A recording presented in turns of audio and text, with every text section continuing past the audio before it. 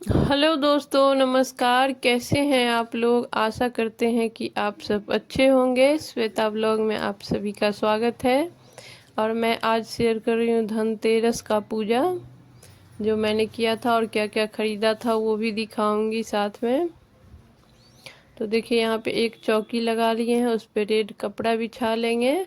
और जो पुरानी मूर्ति होती है, जो पिछले साल दिवाली में पूजा किए थे, वो वाली मूर्ति का पूजा होता है। जो नया खरीदाता है वो रखाता है, वो दीपावली के दिन होता है। और पुरानी मूर्ति से आज पूजा होता है। गणपति और लक्ष्मी माता को भी रखा जाता है, लेकिन मेन जो पूजा होता है वो धनवंतरी देवता और कुबेर महाराज का होता है। तो कुबेर महाराज का और धनवंतरी देवता का फोटो है तो फोटो ले लीजिए। फोटो नहीं है तो आप सिक्का सुपारी पे उसको आमंत्रित कर लीजिए। तो मैंने कटोरी में चावल डाला है, उसमें एक सिक्का और एक सुपारी डाल करके भगवान धनवंतरी को आमंत्रित किया है। और पीछे जो पोस्टर लगा हुआ है उसमें कुबेर देवता हैं, तो मैं उनको वहीं पे पूजा कर लूँगी पोस्टर से ही। तो देखिए, बीच में अष्टदल कमल बनाए हैं, चावल रख के उस पे एक दीपक जलाएंगे। और एक कलश रखे हैं। कलश बहुत सारे लोग नहीं भी रखते हैं और रखते भी हैं, लेकिन किसी भी पूजा में कलश रखने से ना उसकी शुभता जो है वो डबल हो जाती है। इसीलिए कलश रखना चाहिए, रखिए। और कलश में सबसे इम्पोर्टेंट जो होता है वो होता है जल और गंगा जल। और कुछ उसमें और जितना भी सामग्री डाला जाता है वो ऑप्शनल होता है, या फिर हर पूजा में अलग अलग होता है, लेकिन गंगा जल और जल हर पूजा के कलश में होता है। इसीलिए और कुछ ना डाले तो सिर्फ जल और गंगा जल डाल के कलश रखिए। और फिर करवा देंगे सभी देवी देवता को स्नान का भाव। गंगा जल और जल मिक्स करके फूल से थोड़ा सा छींटा लगा देंगे और फिर कपड़ा से पोंछ लेंगे। फिर लगा देंगे चंदन, रोली का और पीला चंदन भी, और तिलक कर देंगे। माता रानी को सिंदूर चढ़ाएंगे। हम लोग माता रानी को चंदन नहीं लगाते हैं, सिंदूर लगाते हैं। आप अगर चंदन लगाते हैं तो वो भी लगा सकते हैं। और भगवान धनवंतरी को भी लगा देंगे, और गणपति, लक्ष्मी माता, कुबेर महाराज सभी को रोली चंदन लगा देंगे। और मोली का भाव, वस्त्र का भाव करके मोली चढ़ा देंगे। या फिर आप वस्त्र लेकर के आए हैं तो वो भी चढ़ा सकते हैं,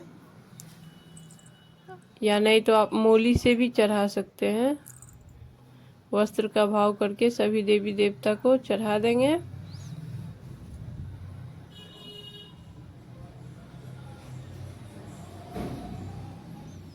और ये धनतेरस के दिन पूजा करना ही चाहिए। जो सामग्री खरीद करके लाते हैं उन सारी सामग्री का पूजा करना चाहिए। हम लोग धनतेरस के दिन जो जो खरीदते हैं सभी को पूजा करते हैं, और दीपावली में उसका यूज करते हैं। सभी को हम फूल चढ़ा देंगे। यहाँ पे ना गुलाब का फूल चढ़ा सकते हैं, या सबसे अच्छा जो होता है माता रानी को चढ़ाने के लिए वो कमल का होता है। तो अगर कमल का मिले तो वो चढ़ाइए, ना मिले तो गुलाब। गुलाब भी बहुत प्रिय है। और ना मिले तो आप कोई भी फूल चढ़ा सकते हैं। सभी दीपक का भी पूजा करना है, कलश का भी पूजा करना है, और जितना देवता हमने बैठा रखा है उनका भी पूजा करना है। और यहाँ पे ना आप नारियल रख के भी कलश रखा जा सकता है, और दीप रख के भी कलश रखा जाता है, मतलब दोनों चलेगा। और यहाँ पे हम प्लेट खरीद करके लाए थे, और एक गिलास पीतल का प्लेट है जो हम पूजा करने के लिए खरीदे थे। और एक नया गिलास खरीदे थे स्टील का। और यहाँ पे धनिया चढ़ाना या खरीदना दोनों शुभ होता है, तो हम धनिया लाए थे तो थोड़ा सा धनिया भी चढ़ा देंगे। और ये खील बतासा, इसमें मिठाई है, सभी से भोग लगा देंगे। गणपति को आप दूर्वा जरूर चढ़ाएं। और धनतेरस के पूजा में भी ना आयुर्वेदिक जो दवा होती है वो चढ़ाई जाती है।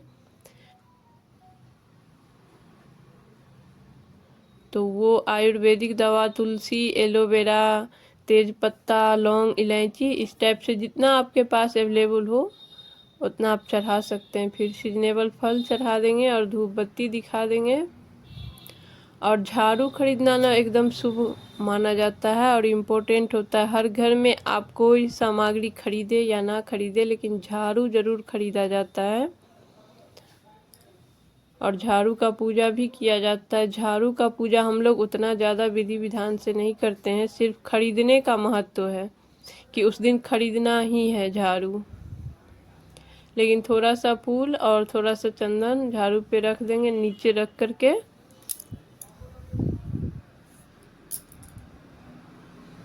कि हम 3-4 खरीद लेते हैं। आप ज़्यादा खरीद सकते हैं कि पूरे साल यही झाड़ू चलता रहे, क्योंकि दीपावली पे इसका पूजा भी हो गया। या नहीं तो आप एक आध भी खरीद सकते हैं, लेकिन मैं ज़्यादातर ज़्यादा ही खरीद लेती हूँ, 3-4 खरीद लेती हूँ ताकि हमको बहुत दिन तक यही झाड़ू चलता रहे। और फिर कर लेंगे आरती घी और कपूर से। एक घी का दिया डाला था और एक कपूर और लौंग इलायची डाल करके आरती कर लेंगे। और आरती करने के बाद ना 13 दिया जलाने का विधान होता है। इसमें 13 जो अंक है उसका बहुत ज़्यादा महत्व होता है।